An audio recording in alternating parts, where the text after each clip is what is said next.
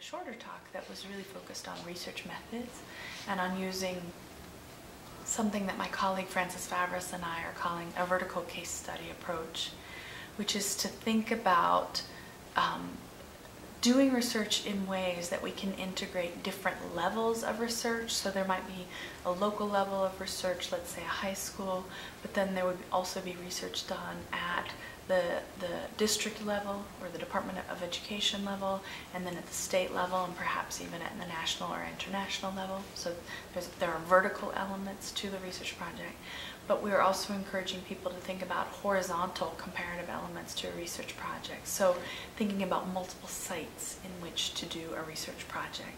Let's say I would be doing research on bilingual education in El Paso. I might do an extended case study at one high school, but then shorter periods of qualitative research at 3 high schools to think more comparatively about what I had found in the first site. So those were the 2 talks that I gave here, and I was very pleased to be here with the students and the faculty of the College of Education at this important moment. Looking at vertical case study as one approach in qualitative research, and what are the inspirations for it, what are the key elements of it, and then what methods are associated with it, and give you one extended example of vertical case study that Fran and I have worked on, and that's forthcoming as a book any day now. And then ask about, well, if you were to adopt this approach, what might it look like in some research that you're doing? And I'll end then with some lingering questions that I think are pertinent for qualitative researchers today. So, a foundational text for my approach to qualitative research is Joseph Maxwell's book, Qualitative Research Design. Love his work. He's got a new edition out, just came out in January, that's even better. I didn't think that was possible. But so Maxwell talks about the need for coherence and alignment among these elements of the research project. And he also talks about qualitative research as an iterative process, that you begin reading the literature, you develop a conceptual framework, you frame research questions. Those questions and that framework are all influenced by your academic goals. What do you want this work to do in the world? But also by your personal goals. Who are you? What's your background? What's your commitment to this? What's your capacity? What are your capabilities, linguistically, methodologically, and otherwise?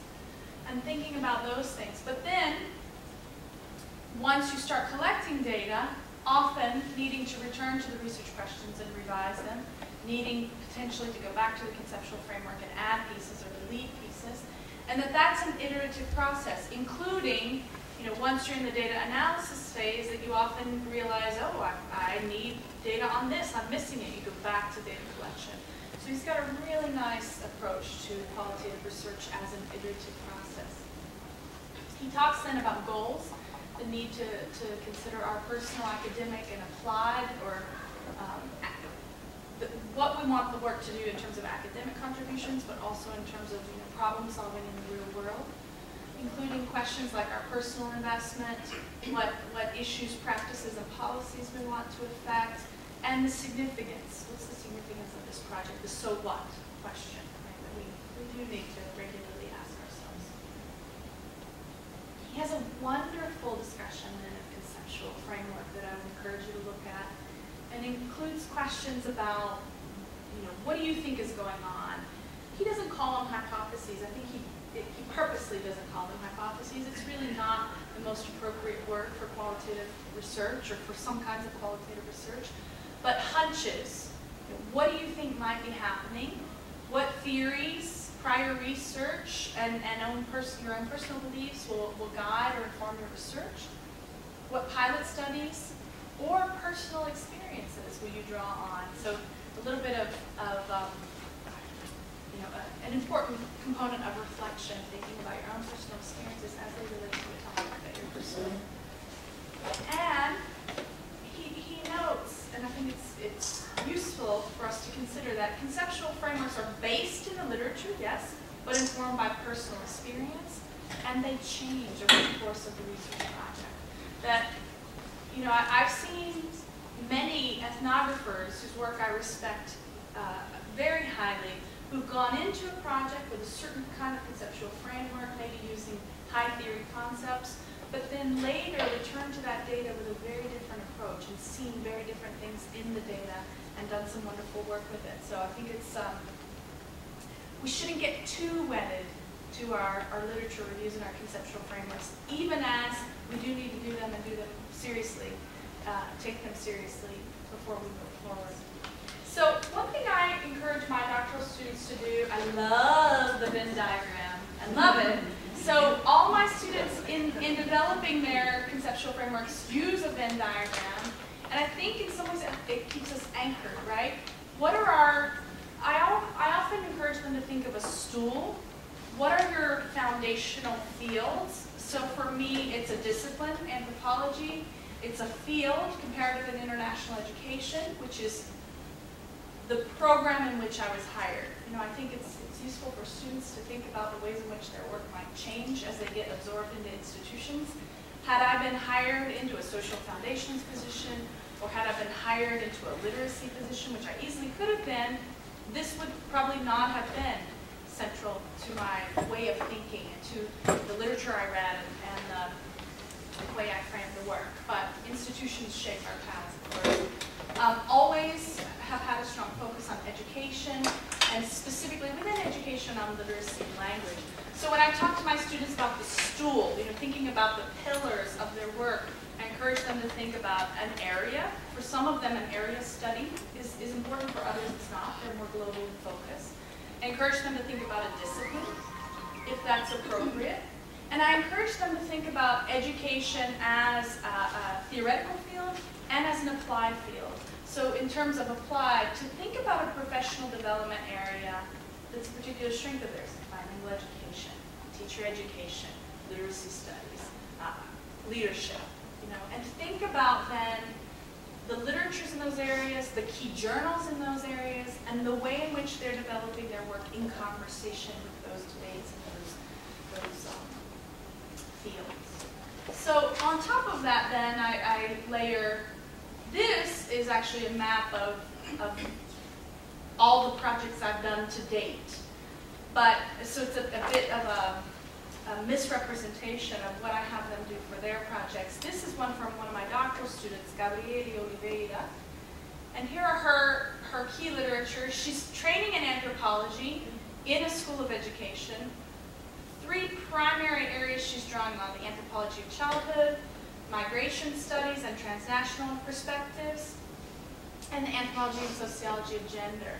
But then thinking carefully about areas in which these overlap.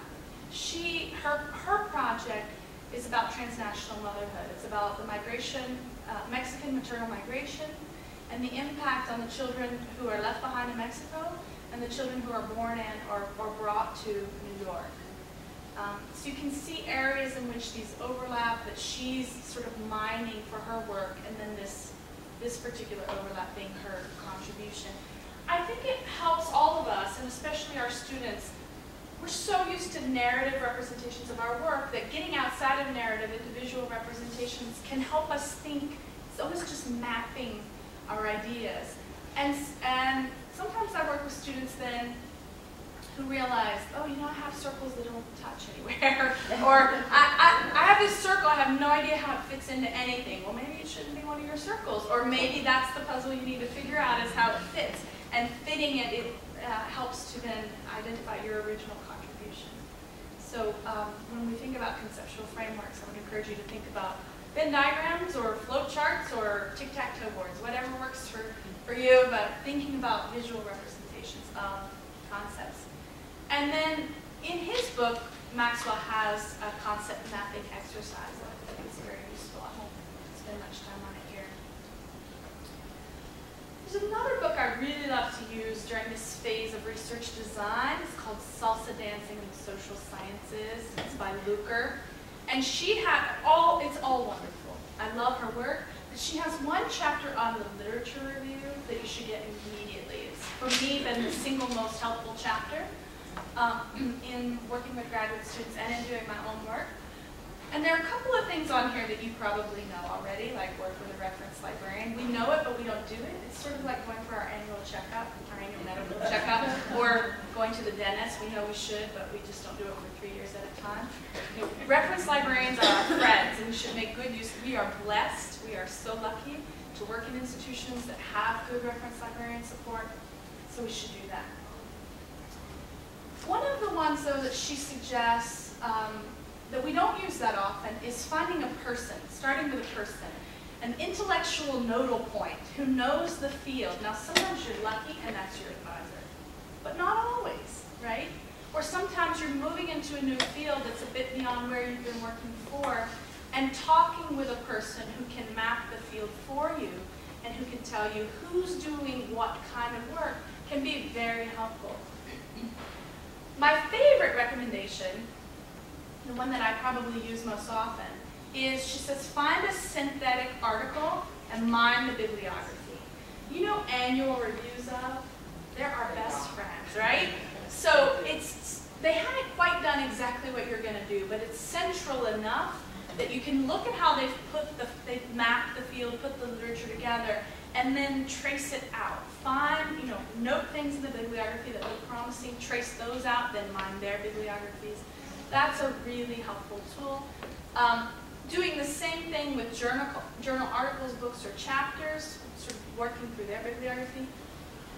And then the thing we really don't do, but we really should, is to keep a search log so that we're not repeating and repeating and repeating the same strategy. I did it 3 weeks ago, but I forgot which terms I used and what I found. I admit that I'm still not really quite doing this, but I think all of us should. So let us resolve that we will do that. New Year's resolution. Exactly. New year, we can start all over next year. I need a break. So then when I think about qualitative research design, I also think about it's important for us to understand that there are a variety of qualitative paradigms, right? That there are a variety of approaches. And different approaches call for different techniques. They prompt different kinds of research questions. And what I've found in working with students is sometimes, or often, there's a lack of coherence between the sort of assumptions they have about how knowledge is produced, the epistemology that they hold, and the questions that they pose. So I think when we're working through research design, spending some time on paradigms is helpful. There's a nice Lincoln and Guba. It's Guba. Hopefully I've cited it here. Denson and Lincoln, the collection. It's called The Discipline and Practice of Qualitative Research. But they're also, the Schensel Qualitative Toolkit, ethnographic toolkit. They have a nice chapter in the first book in that volume too. There are a couple of sources to think about qualitative paradigms that I think are helpful. Here I've adopted the Lincoln and Guba terms. They distinguish a positivist or neo-positivist, they also call it post-positivist paradigm, which is very much a science model applied to social science, right? Aiming for validity, aiming in some cases for reliability, very much a logical deductive sort of approach, very factor-oriented, very much, it's basically variables but recast in qualitative terms. So examples of research questions would be, what is the effect of X on Y? What is the effect of student retention on graduation rates? Or, to a lesser extent, how are students' levels of academic achievement affected by teachers' years of teaching experience? But it's often causation. How makes it a bit more processual, but it's still effective X on Y, and it's still predetermined variables that are tightly defined, measured, setting up indicators before working in the field, right? And so I encourage my students then to think of a continuum of approaches, with positivism being on one end, interpretivism or constructivism being on the other. And with a full-on interpretivist approach, there's a much stronger interest in meaning, there's a much stronger interest in the participants' perceptions, taking the participants as experts of their own experience and asking them to report or analyze their own ethnomethods or their own perceptions. highly inductive, rejects validity and reliability as a goal and embraces instead trustworthiness, which in some ways trustworthiness is just a slight recasting of validity, and I think there are a lot of important discussions we still need to have around that.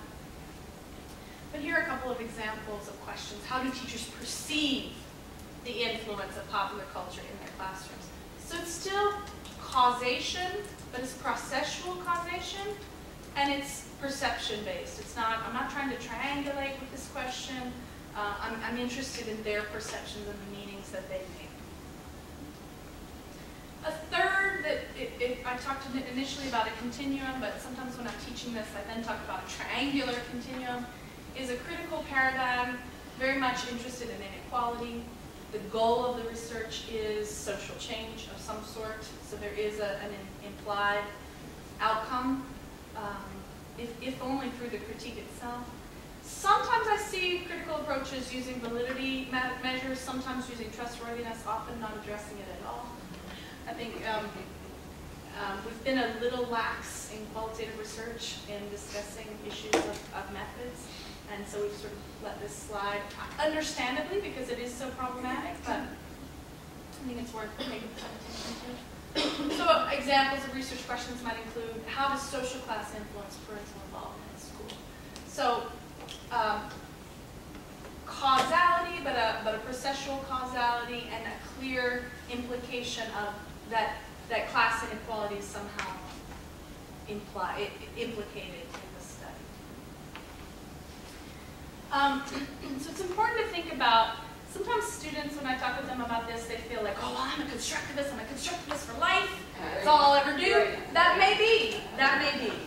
Some of us are just, constitutionally inclined towards certain sorts of approaches, but sometimes the project, the funder, requires that there be certain sorts of approaches. The purpose, if you want to affect policy, then you may well have to include some more positivist approaches, because that's, the language of power in research, in the research world. It may also be that the segment of the project, you've got two phases to the project. It's a mixed methods project, and one is more positivist or neo-positivist in orientation, and one is more constructivist in orientation. So we shouldn't get too wedded to the paradigms, even as we need to understand ourselves and our skills and our commitments and how they guide our research. Okay. One other thing then that Maxwell talks about in his book, he distinguishes research questions along three holds, really, in a way that I think could be helpful to us as we're thinking through our own questions. First, he talks about the difference in research questions now between particularizing and generalizing. So particularizing questions are more context specific. They're more interested in how a certain historical process or social process plays out in a place. So a very strong attention to context. And they tend to be aligned then with more interpretivist or constructivist questions. Positivist, neo-positivist questions tend to have the ambition, the aspiration for generalizing. And so they tend to be framed in ways that are less context bound. So that's an important distinction as we think about our research questions. A second important distinction that Maxwell talks about in his book is process versus variance. Process questions, being more closely aligned with interpretivist or critical paradigm, often start with the word how. They're very interested in what qualitative research does best, which is following a process over a period of time. Right?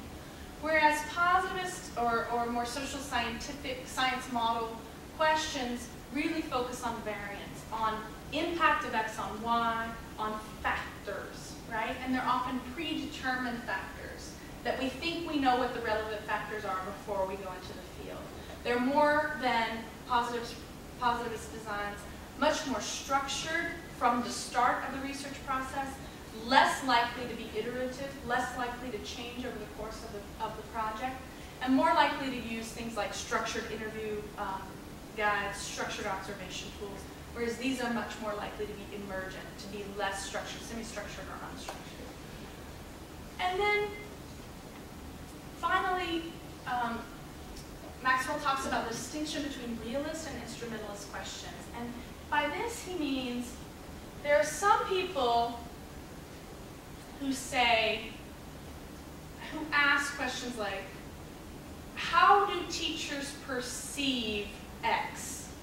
And they're taking the teacher's account of that as evidence. There's no need to triangulate. There's no way to triangulate. All I can know about what she thinks is what she tells me she thinks, right?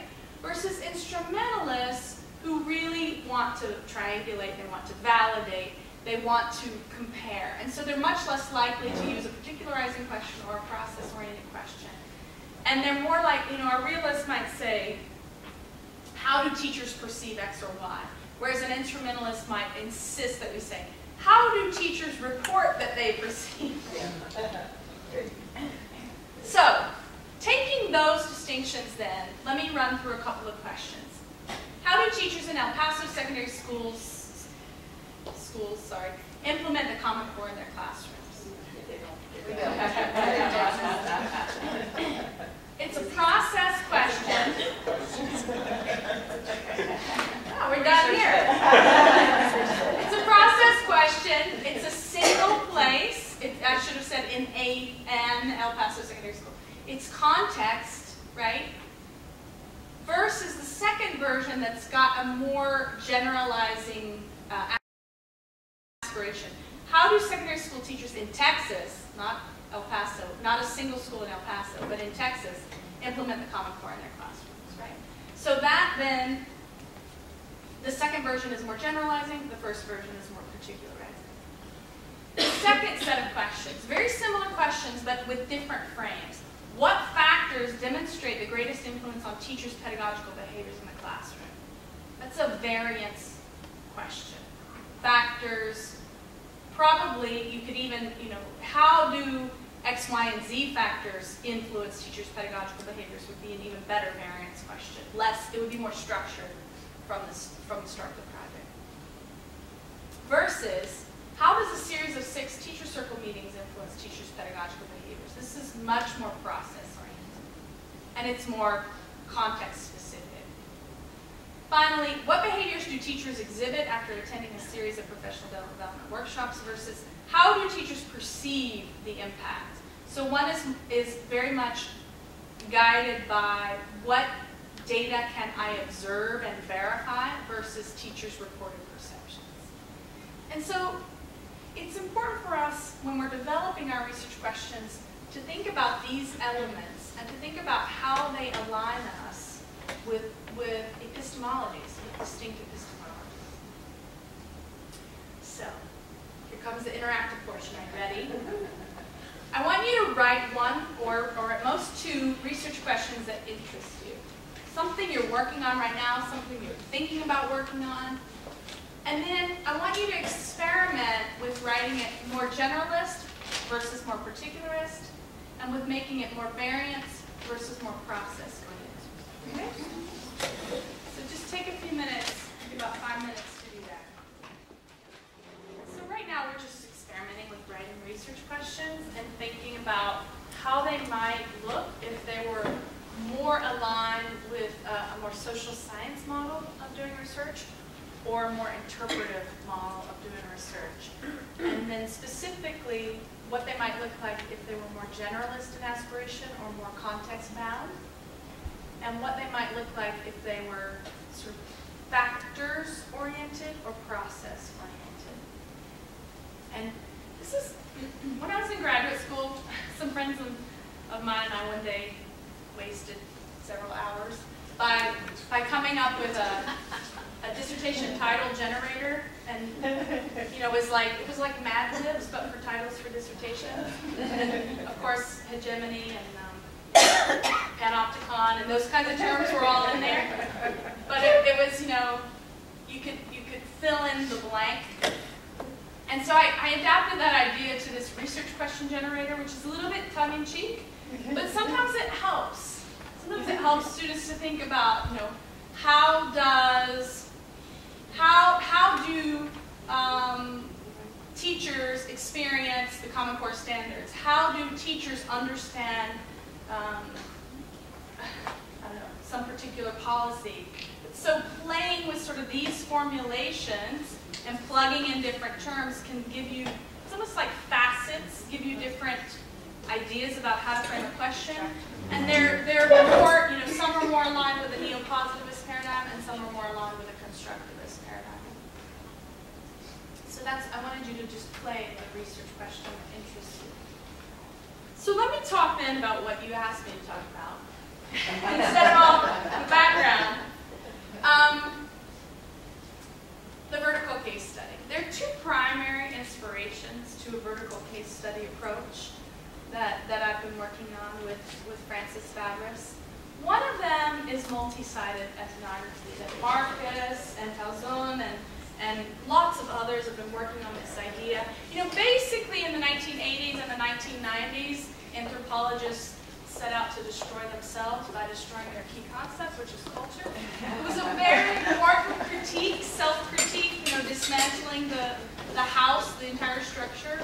And it has been very fruitful, but it's also been very complicated. And it has posed specific challenges to more qualitative research methods that are more associated with ethnography. One of the responses has been a move toward multi-sided ethnography. Marcus is probably the best known person for this, but many others have worked on it. And the essence then of multi-sided research is the idea of following people, connections, associations, and relationships across space because they are substantially continuous but spatially non-contiguous, right?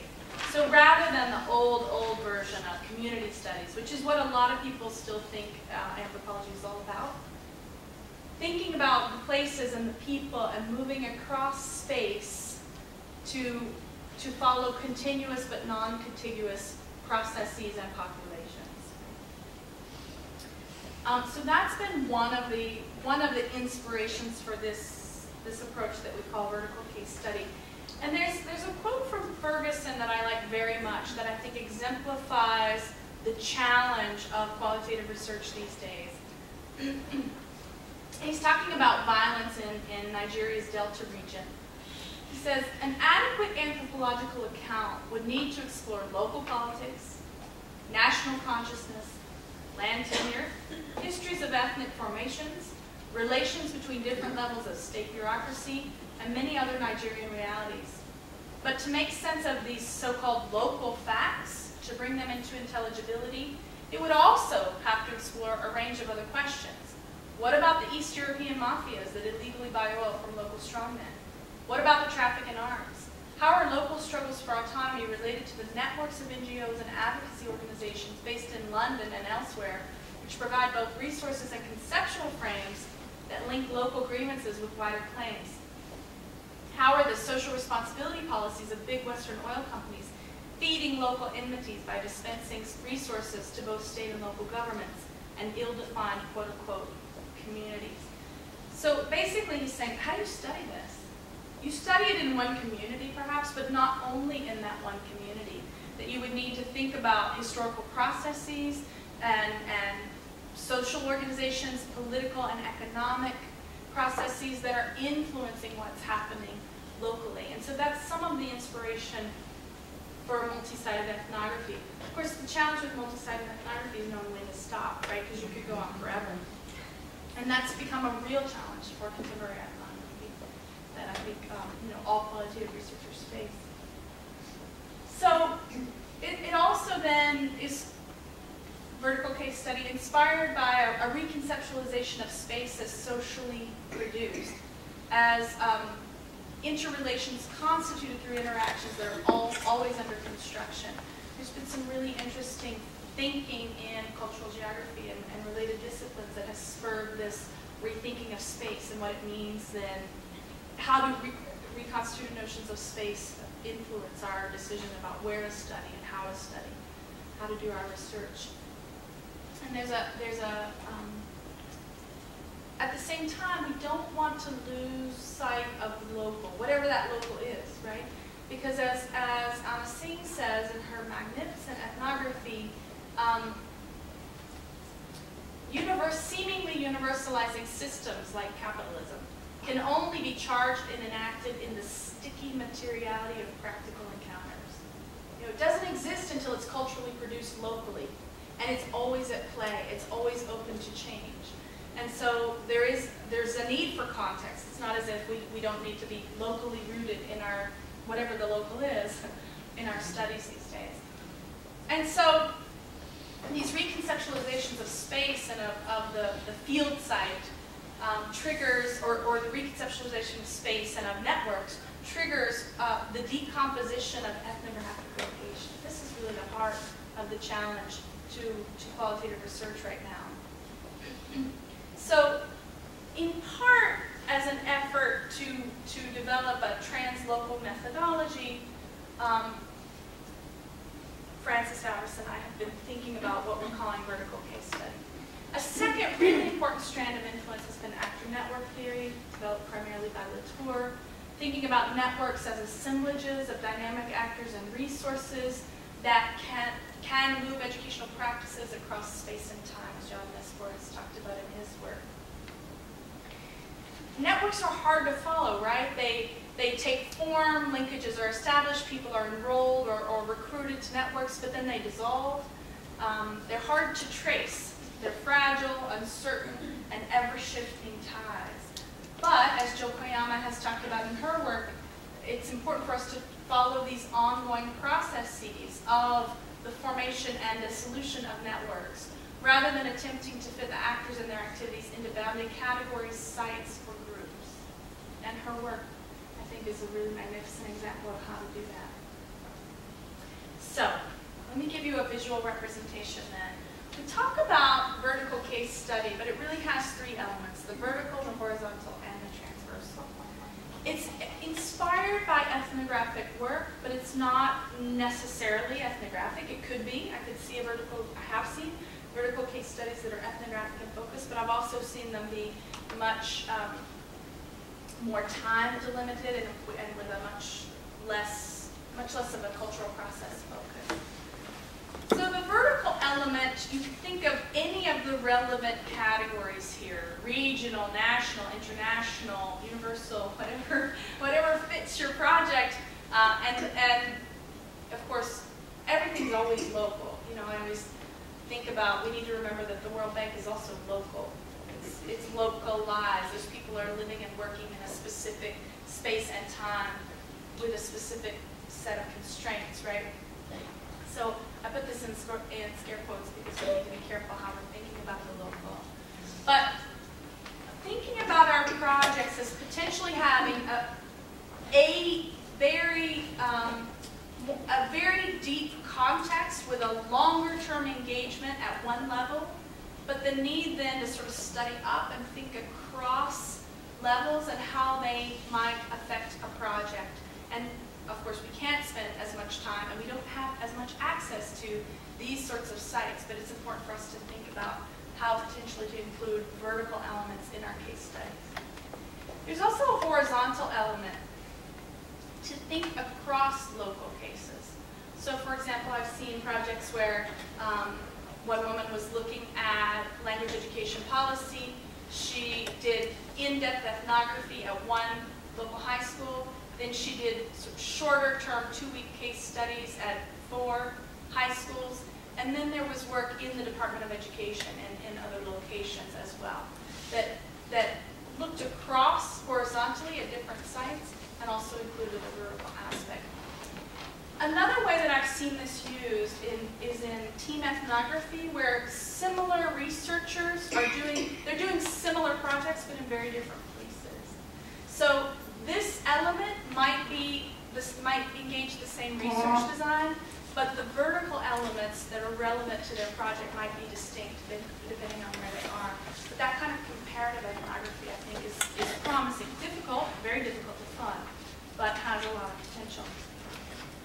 There's also then the transversal element. One part of that is a focus on historical processes that change over time. That's an important element of the transversal. But there's also, drawing on actor network theory, an effort to think about, if you could almost imagine a sine wave, to think about the ways in which these things mutually influence each other and not think about them statically or separately. So that's the transversal might include any methods you would use for a qualitative case study. It could be a single researcher, it could be a team of researchers. There's more likely to be multiple sites, but you could use surveys, questionnaires, archives, policy analysis, interviews, participant observation, focus groups, and narrative analysis. Any of the techniques that we use in qualitative research would certainly be appropriate for what we're calling the vertical case study. So let me give you an example then, and I'll move through this example pretty quickly. But it's from work that Fran and I have done with some wonderful colleagues at Mwenge University College of Education in Tanzania, in the northeast region around Kilimanjaro, close to Arusha. And it's a collaboration between 3 institutions, Mwenge, Teachers College, and University of Minnesota. It initiated when we were working with the faculty who had very little background in teacher education, and yet were in a teacher education institution, to develop workshops for area secondary school teachers. We did that for several years. And then, and the workshops themselves were the emphasis, which was also the charge of the university, was to develop learner-centered pedagogy among teachers in secondary schools. And of course, there are lots of potentially different divergent definitions of learner-centered pedagogy, but we defined it in these ways: active process of inquiry, a sort of constructivist approach to knowledge. There's been a very strong international push for learner-centered pedagogy among the development organizations, sort of a convergence, a view of learner-centered pedagogy as quote-unquote best practice. That phrase, best practice, drives me insane, because it completely ahistoricizes practices, that they were developed in a specific place and time, under specific material and cultural conditions, ignoring all of that and just assuming they can be implemented anywhere. But learner-centered pedagogy has been heightened. There's been a heightened uptake after the 1990 Education for All Conference and subsequent goals, Millennium Development Goals and others. But there are obvious challenges in so many cases to uptake of learner-centered pedagogy that include limited resources, human and material. They include divergent cultures of schooling, concerns that certain pedagogical approaches are being proposed, and then national exams pose a very significant challenge to changing pedagogy in any way. So we looked then at the policy system within Tanzania and at how that policy system had changed over time. It was really interesting to think about how when Tanzania gained its independence, the first president implemented a very specific sort of educational approach that focused on primary. There was not much focus on secondary. Shifted the language policy. They moved from English to Swahili as the language policy for all schools at that time. Did not accept private schooling, which was a very significant shift. Strong effort to Africanize the curriculum, and a very strong, what we might call learner-centered, sort of active learning kinds of approach to education at that time. But of course that shifted with the move away from an African socialist system toward a more capitalist system. There was an expansion of the private market. There are a third of Tanzanian primary schools now are private, and they're all English, almost all English medium instruction. Right? So there's been a diversification of the primary system. And secondary English is the required medium of instruction at all secondary and tertiary levels. So we looked at the national policy. We sort of looked historically at policies. We looked at contemporary policies and the ways in which they suggest that learner-centered pedagogy should be central. And yet, the curriculum itself, which mandates learner-centered pedagogy, is completely divorced from the examination system, which is all high stakes and fact-oriented. I talked then about Mwenge. Mwenge is, like many Tanzanian institutions, expanding rapidly. Went from 100 students in 2006 to 1,400 last year. Radical expansion of the higher education system in Tanzania as they're trying to prepare for a teacher shortage and address it. This is a group of teachers that we worked with in 2009. So as I mentioned, this started as a collaborative project around teacher education. These are just some snapshots of activities we did during that planning and during the workshops we offered. And then the faculty asked for, they were of course, like all of us, be encouraged to do more research, and they asked for a training session on qualitative research, which none of them had done. So part of the project was really making qualitative research respectable at the local institution, and then planning and conducting a project together. So we decided to implement a multi-sided vertical case study. We were very much interested in the promotion of learner-centered pedagogy by international organizations, in its implementation or embeddedness in the national curriculum, but then also the ways in which the language policy mitigates against that. There's a radical shift from primary to secondary school, from Swahili to English, with very little preparation for that. Can you imagine implementing learner-centered pedagogy when people can't speak the language they're supposed to be dialoguing in? And then, of course, the national exams themselves militate against that approach. We looked at 6 schools. Each school had sent teachers to the workshops that we had conducted, and so we followed the teachers back into their school to look at how they understood and implemented learner-centered pedagogy. Collaborative project, of course, as I mentioned before, and here's a group of our researchers, a photo of a group of our researchers. And I could talk about that collaboration. Is it time for class?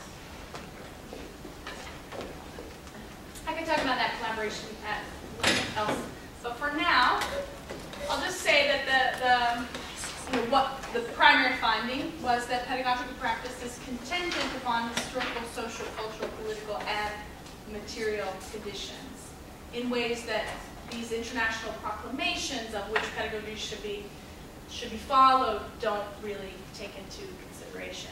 And there were 3 elements that we focused on in particular. I'm going to skip these first 2, and I just want to talk very briefly about the exams themselves as one of those constraints. This is actually a cover for our book. The exams. So there's a lot of policy talk about the need to align curriculum, pedagogy, and exams, but we're not seeing that happen. The fact is that schools maintain their reputation, and especially private schools maintain their reputation based on their test scores. It's a high-stakes test. If you don't pass at grade 10 and then at grade 12, you don't go on, right? So teachers feel pressure to cover the entire syllabus because they don't have any idea which part of these very ambitious syllabi could show up. Wanted to give you then a couple of examples just to give you a sense. Here's one item from the English exam. Match the items in list A with responses in list B to make meaningful sentences by writing the letter of correct answer beside the item number and answer booklet provided. First of all, just the instructions. What? What? Where do I write what? Do I write I? Do I write B? What do I write, right? In which booklet? Where do I? So, can you answer it? A is correct. Right? It wasn't raining yesterday.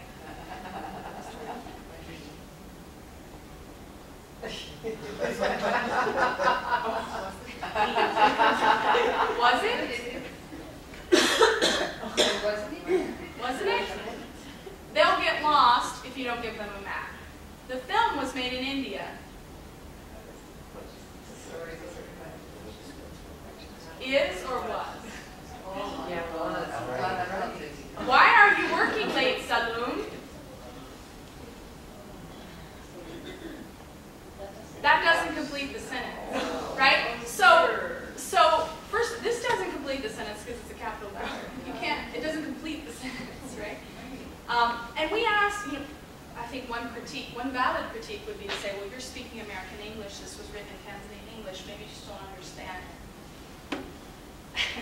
So one of the things we did was talk with the faculty researchers to help us analyze items from the exam, and they had the same concerns that we had about these.